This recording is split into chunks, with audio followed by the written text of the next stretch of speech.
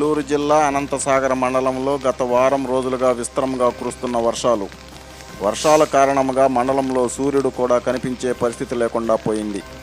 మండలంలో కొన్ని చోట్ల జలపాతాలు కూడా కనువిందు చేస్తున్నాయి. మండలంలో గత వారం నుండి వర్షాల కారణంగా అందమైన ఆహ్లాదకరమైన పచ్చటి చెట్లతో వాతావరణం కనువిందు చేస్తూ ప్రజలను ఆకర్షిస్తుంది.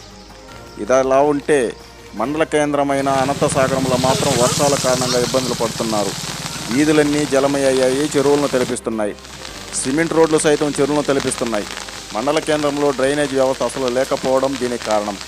వర్షపు నీరు అలాగే నిలిచిపోవడంతో ప్రజలు, వాహనదారులు, పాదాచారులు తీవ్ర ఇబ్బందులకు గురి అవుతున్నారు.